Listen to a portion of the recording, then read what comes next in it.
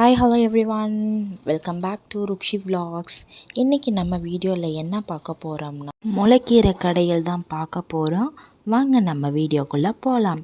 நான் மண்சட்டியில் தான் செய்ய போகிறேன். அதனால் மண்சட்டியை அடுப்பில் வச்சுட்டு ஒரு 3 டம்ளர் தண்ணி நம்ம ஆட் பண்ணிக்கலாம். அந்த தண்ணி ஆட் பண்ணிவிட்டு அதில் ஹீட் ஆகிற வரைக்கும் நம்ம இதுக்கு என்னென்ன தேவைங்கிற பொருளை நம்ம பார்த்துருவோம். நான் முளைக்கீரை எடுத்திருக்கேன். முளைக்கீரை நல்லா கழுவி வச்சுருக்கேன். அப்புறமா இது கூட நான் ஒரு 15 பல் பூண்டுக்கிட்ட எடுத்திருக்கேன். அப்புறம் ஒரு 7-8 பச்சை மிளகா, 3 தக்காளி நீட்டு வாக்கில் வெட்டி வச்சுருக்கேன். இப்போ இதெல்லாம் தான் நம்மளுக்கு தேவைப்படும். இப்போ சட்டியில் தண்ணி கொஞ்சம் சூடாயிடுச்சு. இப்போ நம்ம நான் வச்சுருக்கோம்ல பூண்டு, அந்த பூண்டை இந்த சட்டியில் போட்டுருவோம். இது கூடயே நம்ம பச்சை மிளகா வச்சுருக்கோமோ அதுவும் போட்டுருவோம். அது கூட தக்காளியும் போட்டுடலாம்.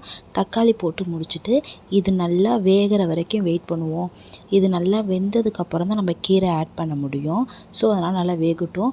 இப்போது பாருங்கள், நல்லா வெந்துருச்சு. இந்த ஸ்டேஜில் நம்ம கழுவி வச்சுருக்கோம்ல கீரை, முளைக்கீரையை எடுத்து நம்ம இது கூட நம்ம சேர்த்துடலாம். இப்போ நம்ம கீரையை கிண்டி விட்டுடலாம்.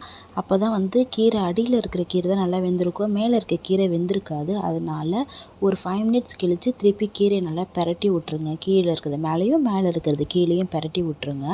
இப்போ கீரை நல்லா வெந்துருச்சு. இப்போ பாருங்களேன், இந்த ஸ்டேஜ் வர வரைக்கும் கீரை நல்லா வேகட்டும். நல்லா வெந்ததுக்கப்புறமா நம்ம அடுப்பை ஆஃப் பண்ணிடலாம்.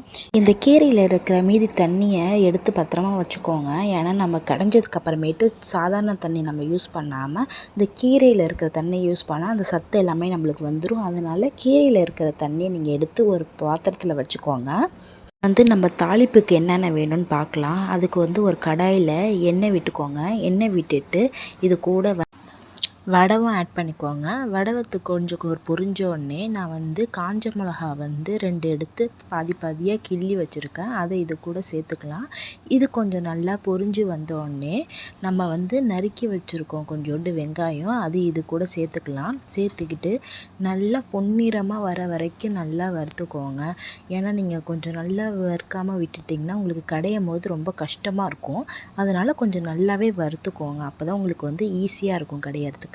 பாருங்களேன், இந்த அளவுக்கு இதை வறுத்துக்கோங்க. இது முடிஞ்சிருச்சு நம்மளுக்கு தாளிப்பு. இதை நம்ம கீரை வச்சுருக்க தண்ணி இப்போ நான் கடைஞ்சது எல்லாத்தையுமே எடுத்து சட்டியில் கொட்டிட்டேன். சட்டியில் கொட்டி முடிச்சதுக்கு அப்புறமேட்டு தேவையான அளவு உப்பு ஆட் பண்ணிக்கோங்க. உப்பு ஆட் பண்ணி முடிச்சதுக்கு அப்புறமேட்டு நம்ம கடைய ஆரம்பிச்சிடலாம். இதை பாருங்கள், இந்தமாரி தான் நம்ம உட்காந்து கடையணும். இது கொஞ்சம் லேட்டாக தான் ஆகும் கடையிறதுக்கு, ஆனால் டேஸ்ட்டு நல்லாயிருக்கும். நீங்கள் உங்களால் கடையிறதுக்கு ரொம்ப கஷ்டமாக இருந்துச்சுன்னா நீங்கள் மிக்சியில் கூட போட்டு அரைச்சிக்கோங்க. ஆனால் கடையிறதுனால டேஸ்ட் ரொம்ப நல்லாயிருக்கும் அப்படிங்கிறதாங்க நான் கடையிறேன்.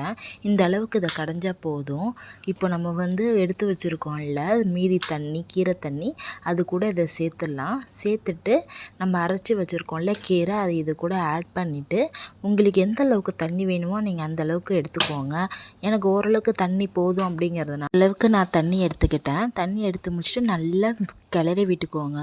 நல்லா எல்லா தண்ணியும் கீரையும் நல்லா கோட்டார அளவுக்கு நல்லா கிண்டி விட்டுக்கோங்க. கிண்டி முடிச்சதுக்கப்புறமா அவ்வளோதாங்க, முடிஞ்சிருச்சு நம்மளோட கீரை கடையல். உங்களுக்கு இந்த வீடியோ பிடிச்சிருந்துச்சுன்னா லைக் பண்ணுங்கள், ஷேர் பண்ணுங்கள், கண்டிப்பாக சப்ஸ்கிரைப் பண்ணுங்கள். தேங்க்யூ ஃபார் வாட்சிங்.